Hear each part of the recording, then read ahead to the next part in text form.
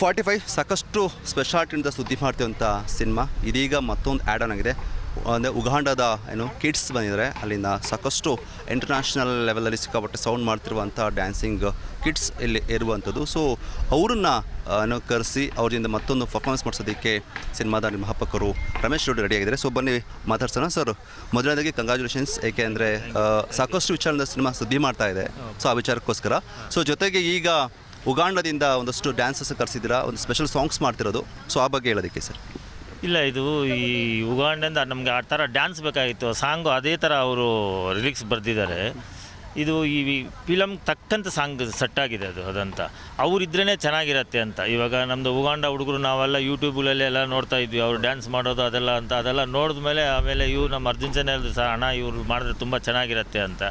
ಸರಿ ಆಯ್ತಣ್ಣ, ಟ್ರೈ ಮಾಡೋಣ ಅಂತೇಳ್ಬಿಟ್ಟು ಮತ್ತು ನಮ್ಮ ಫ್ರೆಂಡ್ ಅವರು ಯಶ್ ಅಂತಿದ್ದಾರೆ, ಅವರು ಮೂಲಕ ಅವ್ರನ್ನ ಕಾಂಟ್ಯಾಕ್ಟ್ ಮಾಡಿ ಅಲ್ಲಿ ಏನೇನು ಪ್ರೊಸೀಜರ್ ಇದೆಯೋ ಅವ್ರ ಗೌರ್ಮೆಂಟು ನಮ್ಮ ಇದರಿಂದ ಅದೆಲ್ಲ ವೀಸಾಯಿಂದ ಹಿಡಿದು ಇಲ್ಲಿಂದ ಏನೇನು ಮಾಡಬೇಕು ಅದೆಲ್ಲ ಮಾಡಿ ಇದೆಲ್ಲ ಈ 45 ಪಿಕ್ಚರೇ ಕರ್ಕೊಂಬರ್ತಾ ಇದೆ.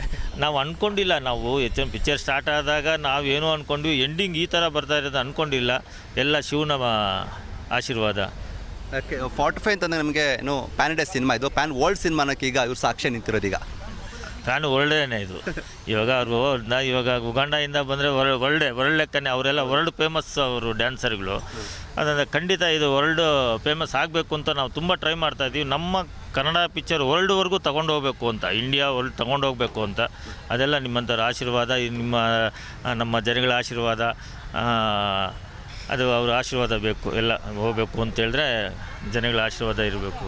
ಓಕೆ ಸರ್, ಈ ಸಾಂಗ್ ಯಾರು ಬರ್ತಿದ್ದಾರೆ ಮತ್ತು ಸಾಂಗ್ ಎಷ್ಟು ಜನ ಶೂಟ್ ಮಾಡ್ತೀರಾ? ಈಗ ಎಷ್ಟು ಜನ ಉಗಾಂಡದಿಂದ ಬಂದಿದ್ದಾರೆ ಸರ್, ಟೋಟಲ್ ಇನ್ಫಾರ್ಮೇಷನ್ಸ್?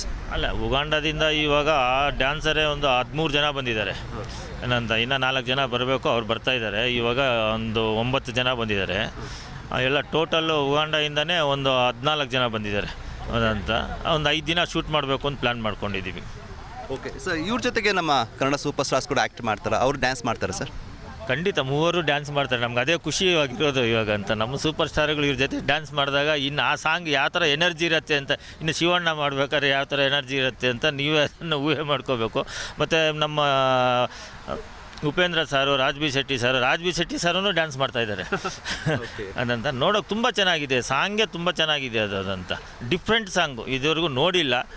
ಇದು ಡಿಫ್ರೆಂಟಾಗಿದೆ. ನಾನು ಹೇಳ್ತಾ ಇದ್ದೀನಿ ಡಿಫ್ರೆಂಟ್ ಅಂತ. ಅದು ಜನಗಳು ನೋಡಿ ಹೇಳಬೇಕು. ಬಟ್ ನನಗಂತೂ ಅದು ಕಂಪಲ್ಸರಿ ನನಗೆ ಅನಿಸ್ತಾ ಇದೆ, ಇದು ಪಿಕ್ಚರು ಒಂಥರ ಡಿಫ್ರೆಂಟಾಗಿ ಬರ್ತಾ ಇದೆ ಅಂತ. ಎಲ್ಲ ಕೂಡಿ ಬರ್ತಾ ಇದೆ ಅದು. ಇವಾಗ ನಾವು ಉಗಾಂಡದಿಂದ ಬಂದು ಇಲ್ಲಿ ಡ್ಯಾನ್ಸ್ ಮಾಡಬೇಕು ಅಂತ ಹೇಳಿದ್ರೆ ನಮಗೆ ಏನೋ ನಮ್ಮ ಪಿಕ್ಚರ್ಗೆ ಅವಶ್ಯಕತೆ ಇಲ್ಲ ಅಂತ ಹೇಳಿದ್ರೆ ತುರ್ಕೋಕ್ಕಾಗಲ್ಲ ಪಿಕ್ಚರ್ಗೆ. ಎಲ್ಲ ಅದು ಕರೆಕ್ಟಾಗಿ ಆ ಪಿಕ್ಚರ್ ಹಂಗೆ ಹೇಳ್ಕೊತಾ ಇದೆ ಅದಂತ. ಅದಕ್ಕೆ ಕನೆಕ್ಟ್ ಇದೆ ಅದಂತ. ಸೊ ಈಗ ಸಿನಿಮಾ ಯಾವ ಹಂತದಲ್ಲಿದೆ, ಎಷ್ಟು ಶೂಟಿಂಗ್ ಆಗಿದೆ, ಯಾವತ್ತು ರಿಲೀಸ್ ಮಾಡ್ತೀರಾ? ಯಾಕೆಂದರೆ ರಿಲೀಸ್ನ ಡೇಟ್ ಅನೌನ್ಸ್ ಮಾಡಿದ್ದೀರಾ, ಅದೇ ದಿನ ಬರುತ್ತಾ? ಏನಾರು ಪ್ಲ್ಯಾನ್ಸ್ ಮಾಡ್ಕೊಂಡಿದ್ದೀರಾ?